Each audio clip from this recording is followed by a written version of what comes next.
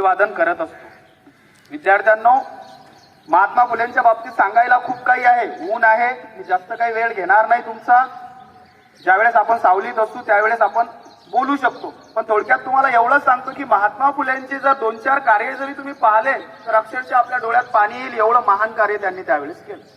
तुम्हाला माहित आहे, पूर्वीच्या काळी कुठल्याही प्रकारचं सोनोग्राफी नसायची। जसं आता भ्रूण हत्या तुम्हाला माहित आहे, स्त्री पुरुष त्याचं चेक करतात, सोनोग्राफी करतात आणि लगेच मुलगा असला तर तो वंशाचा दिवा आणि मुलगी असली की तिला मग पोटातच हत्या करून टाकायची, जे काही असेल। फॉर एक्झाम्पल आपल्याला समाजात आपण बघतो।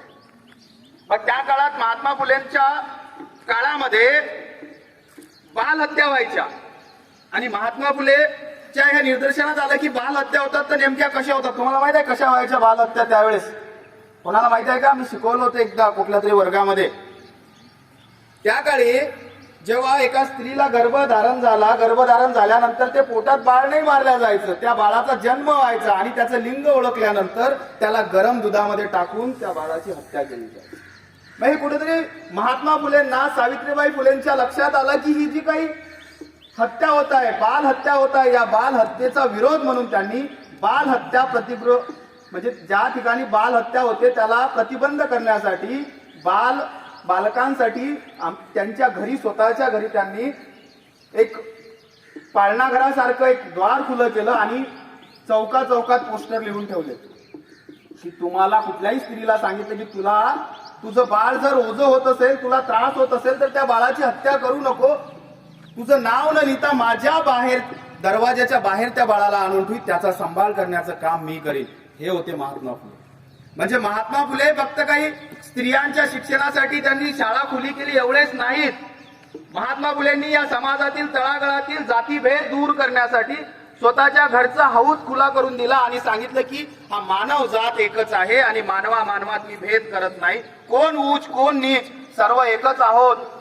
आणि या उच्च नीचची दरी तोडून त्यांनी आपल्या घरचा हौद केला। एवढं करत असताना त्यांना घरातून सुद्धा विरोध झाला। समाज आम्हाला काय म्हणेल, आम्हाला समाज वाळीत टाकेल, असं कसं वागायचं। पण महात्मा फुले हे सत्यशोधक होते। त्यांनी सत्यशोधक समाजाची स्थापना केली होती सप्टेंबर 1873 रोजी आणि त्यावेळीच त्यांनी सांगितलं की मी माणूस आहे, माणूस म्हणून जन्माला आलो, माणूस म्हणून या सृष्टीतील सर्वात बुद्धिमान प्राणी जर माणूस असेल तर तो माणूस मी आहे। त्यामुळे कोणी सांगितलं म्हणून मी स्वीकारणार नाही, तर जाणून घेईल आणि त्यातील सत्य शोधील आणि जर सत्य माझ्या मनाला पटलं तरच मी माझा स्वीकार करेन। मग हे महात्मा फुले आम्हाला कळाले का फक्त शाळा खुली करून दिली एवढ्या पुरते महात्मा फुले आम्ही समजून घेतो, सोयी पुरते? महात्मा फुलेंना समजून घ्यायचं असेल तर खरं विज्ञान जे तुम्ही पुस्तकातून शिकत असतात, विज्ञानही तुम्हाला सांगते तेच, महात्मा फुलेही तुम्हाला सांगतात तेच की तुम्ही बुद्धिवान आहात, बुद्धीचा उपयोग करा, सत्याचा शोध घ्या आणि सत्याचा शोध घेऊन त्या सत्याच्या मार्गाने निघा, तुमचा कोणीच पराभव करणार नाही।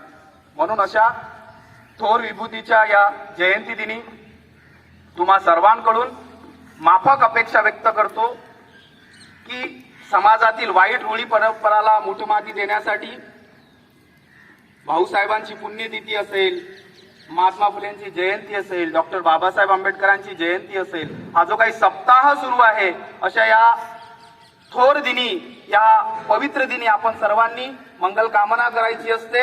आपण सर्वांनी या ठिकाणी एक शपथ घ्यायची असते की मला अशा महान थोर विभूतीच्या चरणी फुले न वाहता एक चांगलं माझ्या आचरणातून मी त्यांना अभिवादन करेल आणि मी त्यांनी दिलेला जो सत्याचा मार्ग आहे तो स्वीकारेल।